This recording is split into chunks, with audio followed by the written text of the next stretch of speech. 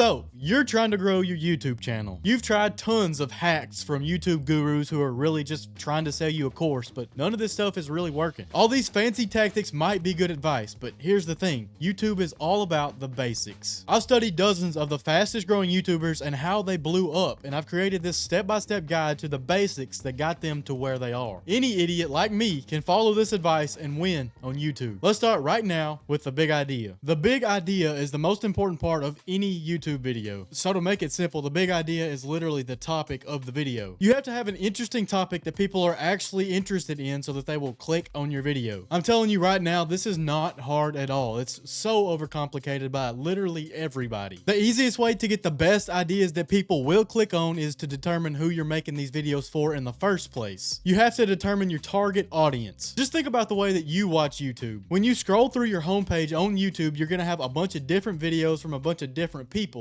and they're all going to be about different topics for the most part. Now, obviously, you're going to have some videos that are in the same category, but that's not the point. The point is there's a bunch of different categories that you are interested in watching videos about, but these different categories of videos are all made by different people, not the same person. If you want to watch a business video, you'll go watch Alex Hormozy. If you want to watch a Pokemon video, you might watch M&J TV. There's no crossover there, and that's the way you should be creating content as well. Solve a specific problem for a specific audience. That problem can be anything from entertaining them talking about Star Wars or whatever their favorite IP is, or it can be educating them on YouTube success like this whole channel is. Here's an example of my target audience. I'm making videos for a guy in his early 20s, maybe late teens, that wants to succeed on YouTube. He's grown up watching YouTube his entire life, so he likes this kind of content. He used to watch gaming videos. He probably still does for entertainment. Now he wants to start and grow his own YouTube channel so that he can just blossom into a creator like those he watched his entire growing up years, like me. I've given him a name. This guy's name is Nick, and I'm making these videos for Nick every single time. So once you have your target audience mapped out, you can start brainstorming ideas that people would want to watch within this little target audience. So like for me, titles, thumbnails, hooks, YouTube strategy in general, advice from the best creators like Mr. Beast.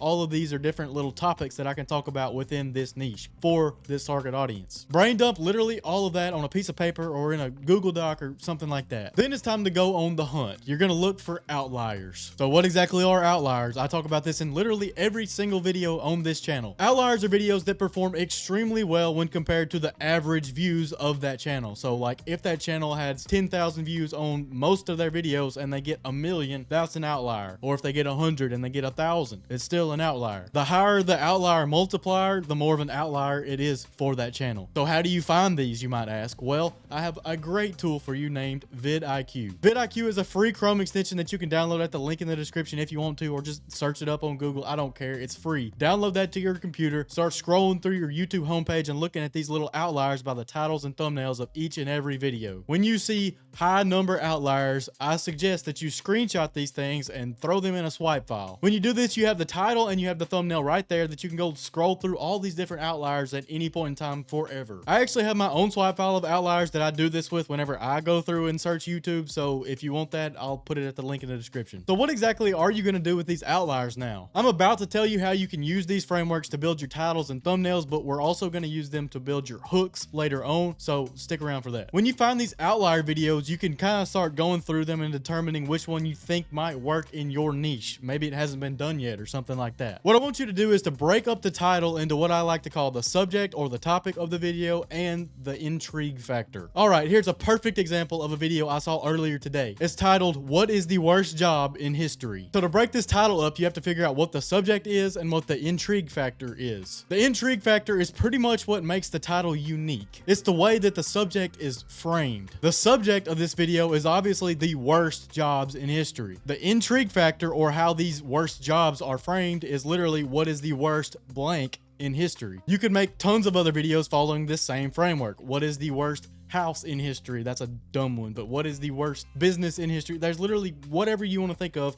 That's how you do it. What is the worst YouTube channel in history? Just to keep it relevant to this. Make sure that you're able to use your subject in that title framework and then just insert it in there. This is what I like to call reverse engineering an already successful video. You're not copying, you're stealing it like an artist. It's very important to know that the title sets the expectations for what's to come. So whenever you make this title, you actually have to deliver on it. And we're going to talk about that more later on. For now, let's talk about thumbnails. Thumbnails are the next part of the packaging package, and honestly, they're probably the most important part of the entire video, period. The very first thing that anybody's gonna see whenever they're scrolling through their YouTube homepage is the thumbnail. You have to stand out from other thumbnails. There are some really easy and tried and true methods of doing this. If you think about the videos you watch the most often whenever you're scrolling through your YouTube homepage, it's probably gonna be because the thumbnail stood out, unless it's a creator that you've been watching forever and you're just watching for that name. To stand out, you first of all have to have a focal point of your thumbnail. That's pretty simple. Most of the time, it's gonna be your face with an exaggerated expression on it or something like that. If you make videos talking about movie reviews or something like that, it might be a character from that movie or TV show, whatever you're making a video about. You want to have that very clear on there so that anybody that's scrolling through will see that, will see you, will see that expression and look at it. You're trying to stop the scroll. Now behind that, you need some sort of background. For the most part, you want to use contrasting colors. So what's a good example of contrasting colors? Think about the most famous fast food restaurant of all time, McDonald's. Red and yellow. Ketchup, mustard. The yellow M with the red around the arches. You can look up charts of contrasting colors, do whatever you want in that sphere before you make a thumbnail. Just make sure that it's sort of contrasting so that it stands out. If you're gonna use text on your thumbnail, you want it to be big, you want it to be bright, and you want it to be bold. I'll show you some examples of this on screen here, but for the most part, you want it to be, like I said, big and bright and bold, but the colors of it are also important. You mostly want it white or yellow. Here's some examples of some good text on thumbnails here. For the most part, you want to use white or yellow or bright red texts. Or if you have a white background on your thumbnail, do something that stands out against that, so like black. Make sure you have some sort of outline or page lift of that text so that you can actually read it against that background, by the way. Some people forget to do that and you really can't make out what their text says on their thumbnails, and that's not good. The most important part of any thumbnail is the clarity. Now, if you want to see some more examples of thumbnails that actually work, you can go back to those outlier videos that you found earlier. They did well for a reason, so study those thumbnails as well as the titles. It wouldn't hurt to model some of your first thumbnails after those, at least to get you started. So now that you got your title and your thumbnail mapped out, you have the click, but once you get the click, what is the viewer going to go into? They're going to go into the hook of the video. The first 10 to 30 seconds of the video is known as the hook. This is the most important part of your video. If your viewer gets bored within the first 10 to 30 seconds of the video, they're going to click off and you might as well not have even gotten that view. You need to confirm their click. What does that mean? You need to somewhat match the title and the thumbnail content to that first 10 seconds. So say I'm making a video about tips for the hook. I don't want to start the hook of my hook video off by talking about a thumbnail or something like that. That just doesn't even make sense. You need to make sure that the viewer is on the same page. There's a really good way to do this that Mr. Beast does, and I actually really like the way he does it. Basically, you just say the name of the title as the first sentence of the video. Now, I don't always recommend this. I probably am not doing this at the start of this video either, but it's something similar. You need some sort of short statement at the very beginning that confirms that click. After that first sentence, you want to give another sentence that talks some more about the topic, but it also introduces a pattern interrupt. Here's an example of this, and it's probably what I'm going to end up doing for the beginning of this video. My first sentence would be, so you're trying to grow on YouTube. Then I would come in with that second topic sentence with a twist. I'm going to say something along the lines of, you've tried all these different methods that these YouTube gurus give for you, but here's the thing, these actually don't work, or something like that. I have a complete worksheet for hooks that I'm going to drop in the description for you. You literally just need to go through there and check off a box every time you do something in there. It's a foolproof way to create your hook. After that second topic sentence with the pattern interrupt, you want to twist into the value that you're going to provide your viewer. So if I say what I said as a second sentence, so you've tried all this advice from these different YouTube gurus, but here's the thing, these things don't actually work. My third sentence would then be something along the lines of, here's this step-by-step guide that I've put together for you to succeed on YouTube. Something like that. Like I said, look at the hooks worksheet. And then you need what I like to call a credibility statement. If you're a professional in your field and you're very accomplished, tell them that. If I had a channel with 1 million subscribers, I would say something along the lines of, I've grown a channel to over 1 million subscribers, so here's this advice, you should probably listen to me. Something like that. For this video, I'll probably say I've studied dozens of the fastest growing YouTubers, and this is all of their advice compiled into this guide. That's what I like to call research credibility, and you get that by literally studying and doing the work that nobody else does. You may not be accomplished in your field, but you have the right to inform your viewer of why they should listen to you. So now you have my entire hook framework. You've got the first hook sentence, you've got the second topic sentence with a pattern interrupt, you've got that third sentence with the twist into the value you're going going to bring the viewer, and then you have that fourth sentence with the credibility statement. Something else that you really need to do during your hook is edit it fast, and I'm going to talk about that more later on, but first let me talk about writing the rest of the script. Whenever you start your script writing process, you want to map out your entire video. You want to write out the different points of your video that you're going to talk about, or the story beats or whatever if you make entertainment content. From there, you can flesh them out. You can write everything out if you want to, if you use like a teleprompter or you read stuff off this screen over here,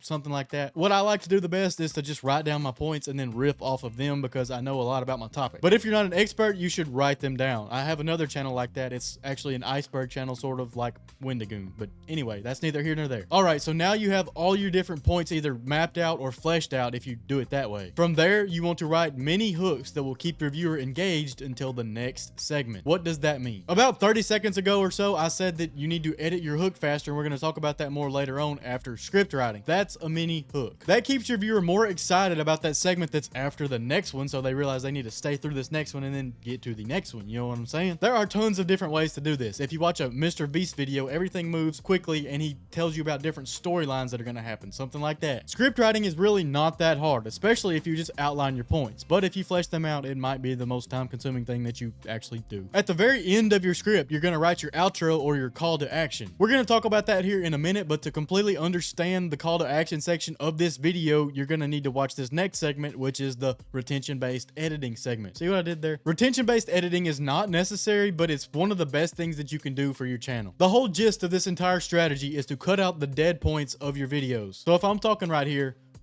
and then I take this long pause, and then I say something else, I'm going to cut these pauses out in post. You need to keep your videos moving fast. We all know that TikTok has literally fried all of our attention spans. It's not even funny. I actually have my own framework for retention-based editing that I like to call the cuts framework. The C in cuts literally stands for jump cuts. A jump cut is whenever I cut up the timeline from sentence to sentence or pause to pause so that it keeps it moving, like I just told you. I'm going to skip to the S of the framework now, which is surprises. Surprises are also known as pattern interrupts, and they are absolutely key to this strategy as well. They're more about the visual aspect than actually keeping it moving fast. Basically, you're going to want a pattern interrupt on screen at least every 20 to 30 seconds. So what is an example of this pattern interrupt? Well, it could be one of 3 different things, and 2 of these things are actually in the acronym cuts. So the U stands for up close zooms. It's kind of cringy, but it works. And the T stands for text. The third thing didn't really fit into the acronym because it's weird, but anyway, it's B-roll. So every 20 to 30 seconds, you're going to want to use either a zoom, text, or add some B-roll onto the screen. So these zooms can be either zooming in, zooming out, slowly zooming. If you're emphasizing a point that you want to talk about and you want people to really focus in on your face and what you're saying, you can do an up close zoom. Text is literally that. It's putting text on screen. I made an entire video about this framework. You can check it out up there on that card up there. But anyway, it's literally simple. Adding text on screen also emphasizes what you're saying. And third is B-roll. B-roll is anything besides the main talking reel of your video. It can be an image that you take yourself. It can be a video you take yourself. It can be something you pull off of the internet. It can be anything. Say you're talking about anime. I actually had an anime channel at one point, believe it or not. I was reviewing an anime, and while I was talking, I would throw clips of this anime on screen. That's B-roll. You should use a healthy mix of these 3 different pattern interrupts, kind of alternate them any way possible, any way you want to. It doesn't really matter. Just keep your video moving and flowing. Let me tell you, this type of editing does not take that long, and it will increase your retention. Speaking of retention, we're going to talk about retention graphs later on when we talk about data, but first, let me talk about this call to action section. Your call to action is actually key to your retention rates. If you do a long-winded outro like it's 2015, say you go into a spiel of, so this is the whole recap of the video, we're gonna catch you in the next one, but first I need to tell you my entire life story, so this is the rest of this entire outro, people are gonna click off. That is not good for your retention. You need to avoid ending language. Don't say things like, well, that's about it, now let's recap what we talked about. Don't say any of that kind of stuff. If you're gonna do anything, do it like Moist Critical and say, that's about it. See ya. Your call to action needs to flow into the end of your video, and it needs to point your viewers somewhere else. For most people, I would recommend pointing them to another video on your channel. Make it a specific video. I'm going to do this at the end of my video, so you're going to see another example of this, so stick around for that. You need your call to action to be simple and point them to only one spot. So if you want them to go to that other video, tell them to click on that other video. If you want them to go to a link in the description, tell them to go to that link. Don't even put up ending screen cards. If you do put up ending screen cards, put up one. Put up one video or one playlist. That's it. it. Retention is everything on YouTube because YouTube cares about how long your viewers stay on your video as opposed to other people's videos. Now let's talk about everything you can learn from the YouTube analytics. First of all, your click-through rate is very important. Your click-through rate compares how many people had impressions of your video, so how many people saw it while they were scrolling on their YouTube homepage or search page or whatever, as opposed to how many people actually clicked on it and watched it. You can tell a lot from a click-through rate. If you have a low click-through rate, then you probably have either a bad thumbnail or title, or your video is just completely different from everything you've ever made on your channel, but hopefully that's not the case. If you do happen to have a bad click-through rate, you need to think about changing your thumbnail first. If you did everything right with your title's probably all right. It's probably just a bad thumbnail. If your first thumbnail doesn't work and you have a bad click-through rate, I highly recommend you run an A/B test on thumbnails. You can test and compare up to 3 different thumbnails for each and every video you create. Test different ones and see which ones work. And you can change your thumbnails many times as you want, so don't worry about that. The second important stat is average view duration. That's basically your retention graphs, how long people watched after they clicked on your video. Let me tell you something right now, retention is everything. That's why it's so important that you nail the editing, that you nail the pacing, that you nail the mini hooks, that you nail the call to action, all of it. Look at your retention graphs and see where people clicked off the most. You see these little dips, and that's where they did. For the most part, you should be able to tell why they clicked off. It may have been a boring part during your script, or it may have been a lack of retention editing, or maybe it was just boring in general. Whatever the case may be, fix it. You can't fix it in that video, but you can fix it in the next one. Make sure you don't make the same mistake twice, and you'll get exponentially better at YouTube. There are other stats, but for the most part, these are the 2 you want to focus on the most. Now, I know stats can be scary and they can be discouraging as well, but that's where the mindset comes in. You need to change your mindset, first of all, about the algorithm. The algorithm does not hate you, no matter what you say, it doesn't. It wants you to make similar videos for similar viewers that the same viewers want to click on every single time. Mr. Beast says it best. Anytime you say the word algorithm, you can replace that with the word viewers. For the most part, the algorithm will never discriminate against you and not push your video out to more viewers. If you make a good video, the viewers that it shows it to will click on it, it'll get a good click-through rate, and then it'll push it out to more people. You need to stay consistent with this. You need to keep creating videos. You need to be consistent with it. You need to post at least once a week if at all possible. The more, the better, actually. It gives both the algorithm and the viewers a bigger sample size to pull from. Obviously, you want to make really good videos, so don't sacrifice quality for quantity, but at least get one out a week. My favorite saying is this: the only way to get better at the game of YouTube is by playing the game of YouTube. Now, if you want more advice about how to get better at the game of YouTube, you can click on this video right here on screen. I dissect all of Mr. Beast's advice from all his different interviews, podcasts, everything he's ever done, and just put it right there for you. It's a step-by-step guide to create like him. He tells us exactly how to win. Go enjoy that, and until the next one, peace.